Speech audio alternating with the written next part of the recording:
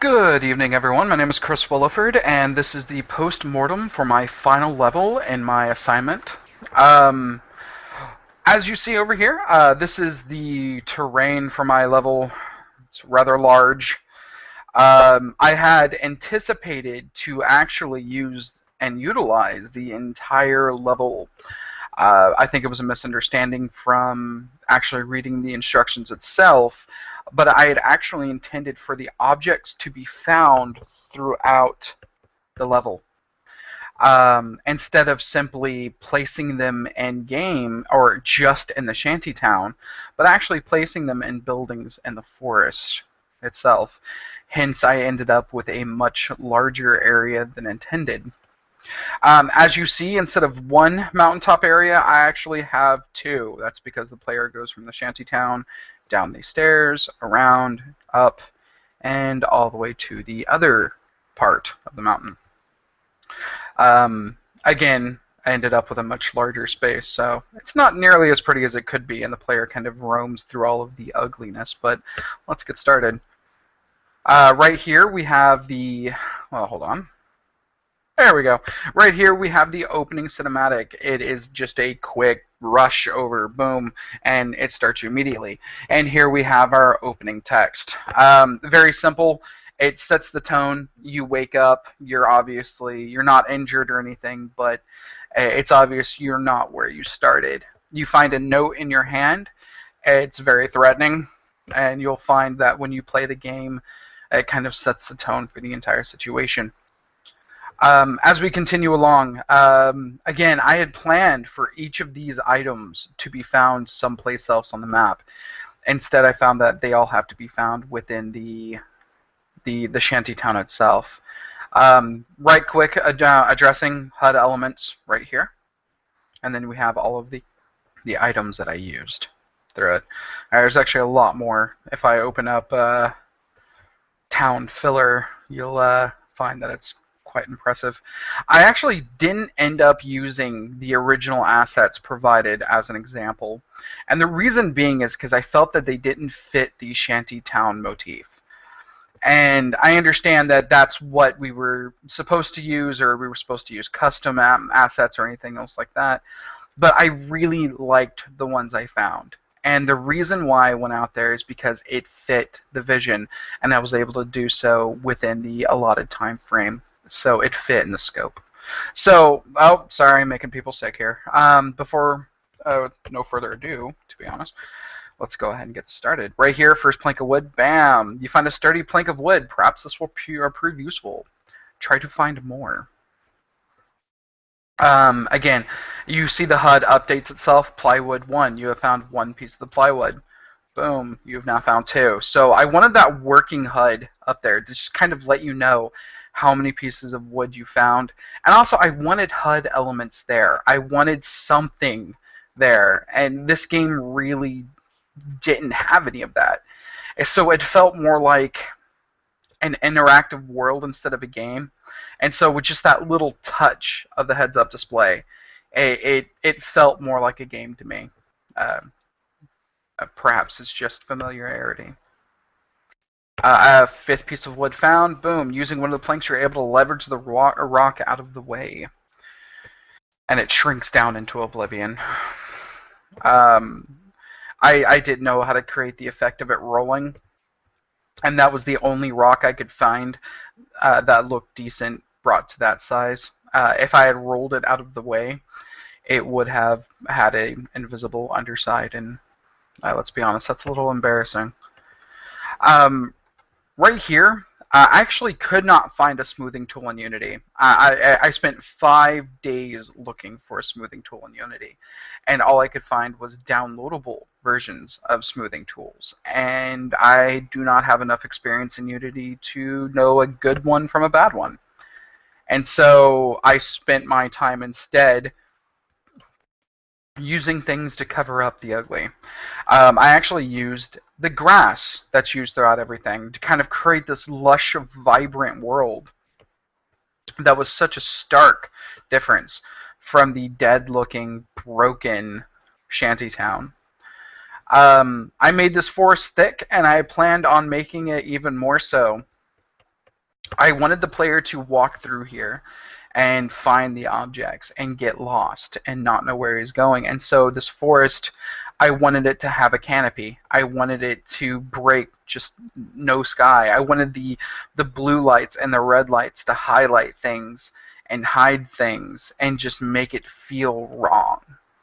But again, ended up putting all the items there anyway. So if I was to say there was a regret, there's a regret that there's so much level here that could have been used more effectively, and it is used in exploration certainly, in character curiosity. But as for actual point for the game itself, it's not used, and unfortunately, I didn't have the time to come up with anything that would fit without otherwise risking a grade. So as soon as you leave here, you find yourself on this little path here. It shows you that you can go this way, that you can go this way, and eventually as you're wandering over here, that you can go this way. It's all clearly defined. You can see that you can go this way. You can also see that you can go this way. And this is actually the way you're supposed to go. Again, a problem with the smoothing tool, you actually have to jump as you're moving along.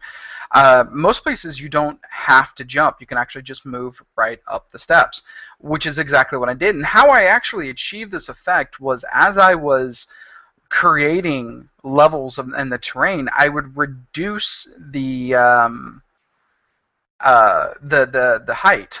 Say I started out 170 in height for terrain, I would reduce it by 1 and then lower it, and then lower it, and lower it, and so on and so forth. A little dip here just to kind of change things up. So going even higher, you should see a trigger event coming up. I really liked this kind of like scenescapes as you look out over the edge. And then this one, it says, you know, the edge of the cliff hangs before you. And so I wanted players to kind of go up to the edge and look, and maybe even potentially accidentally fall off. But, you know, I haven't learned how to use character damage yet. But it would kind of force the player to walk through the level again and look at all the, you know, the ways that the forest is set up. As for the items found, I wanted the players to actually feel like they had to use them, like they were using them. That was the point of them. The first board is used to move it out of the way. The rest of the boards are used to make this. Now, I know Mythbusters kind of went in and said, hey, you know, a piece of plywood can actually support the weight of a person, but let's pretend here. You actually, it explains you set these boards down, you put them together, and you make a glider for it, and you hope it works. So you walk into it, automatically goes. I wanted to make it feel really uncontrolled. You dip down really high, you go back up, and bam, you actually hit the mountain, which I address. Your ankle stiffens. You hear a loud snap as you land. The so again, the player is injured, and I actually did that on accident. I had raised the land up too much, and while I was moving the animator over, I found that the plywood actually ended up going through that part of the mountain. And so instead of getting rid of it, instead of working and redoing that animation, I thought it'd be really cool to kind of fit it into the story. This was a flat plain. I had actually planned on making a whole nother village here that was a little bit more alive, a little bit more vibrant. Like people have been here recently, and it feels safer. But again, with time constraints, I wasn't able to address that, and but I will be addressing that in future development of this level. Here's the bridge. You cross the bridge and snaps the player. Here's a cinematic, and you see the flames and smoke rising in the distance.